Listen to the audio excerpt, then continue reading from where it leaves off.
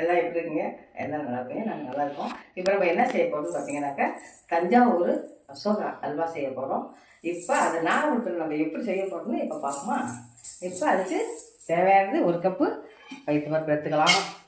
அது நல்லா வாசம் வர்றது வரைக்கும் வறுத்துக்கலாம். இதான் நல்லா வாசம் வருது. இந்த அளவுக்கு ஒரு நிறமாக இருக்குது. அது வந்து பச்சை இல்லாமல் வறுத்தா போதும். இதை ட்ரான்ஸ்ஃபர் பண்ணிக்கலாம். நல்லா கழுவிங்க, வறுத்துட்டு ஒரு வாட்டி கழுவிங்க. கழுவிட்டு குக்கரில் வேணுங்கப்பா வறுத்துட்டு அலசிட்டு பருப்பு நல்லா வேக வச்சுட்டு அரைச்சிட்டு வந்தாச்சு. இப்போ நெய் ஊற்றிக்கலாம். முந்திரி பருப்பு திராட்சையை வறுத்துக்கலாம்.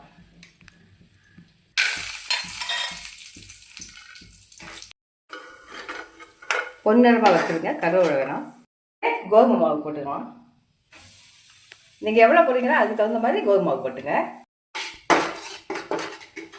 இதை ஊற்றிடலாம்.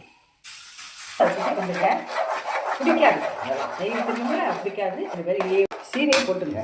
சர்க்கரை நம்ம வந்து 1 கப்பு எடுத்தோமா பைத்த பருப்பு, இது 1 கப்பு போட்டுங்க. உங்களுக்கு சீனி இதான் அளவு, இதுக்கு மேலே போட வேணாம்.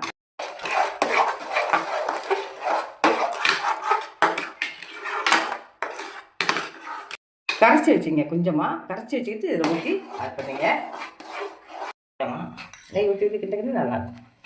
நெய் ஊற்றிங்க, ஏலக்காய் பொடி சேர்த்துங்க. கம்மியாக போடும், சும்மா வாசனை.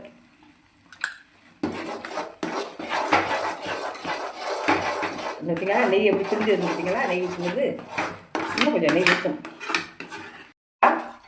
அல்வா பக்கம் வந்துட்டு பாருங்க.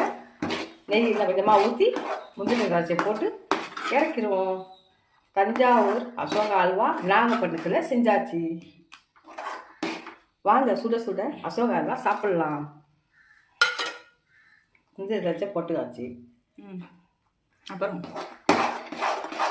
இது இப்போ டெக்கரேஷன் பண்ணிக்கலாம். ரெடி ஆகிப்பாங்க. அசோகா ரெடி ஆகிட்டு வாங்க நல்லா சுட சுட சாப்பிட்லாம். நல்ல 1 கப்பில் பார்த்தா நிறையா வந்துருக்குது.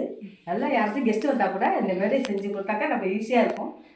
எல்லாமே செலவும் கம்மி, எல்லாம் நல்லா பெஸ்ட்டாக அழகாக சாப்பிட்லாம். பிள்ளைங்களுக்கு எல்லாத்துக்கும் இந்த ஒட்டவே இல்லை பாருங்க. இப்போ நாங்கள் சூடாக சாப்பிட்றோம், நீங்கள் தான் வரல, அதனால நாங்கள் சொல்ல ஒட்டவே இல்லை பாருங்க. இங்கே பாருங்க, கையில் எடுத்துக்காங்க பாருங்க. இந்த வருப்பா இந்த வருப்பா ஒட்டவே இல்லை பாருங்க. சூடாக இருக்குது, அப்படியே சாப்பிட்றோம். நல்லா கரெக்டாக சூப்பாக இருக்குது. இது வந்து செஞ்சு ட்ரை பண்ணுங்கள். வாங்க அடுத்த வீடியோவில் பார்க்கலாம். தேங்க்யூ. வீடியோ பிடிச்சதா சப்ஸ்கிரைப் பண்ண மறந்துடாதீங்க. தேங்க்யூ.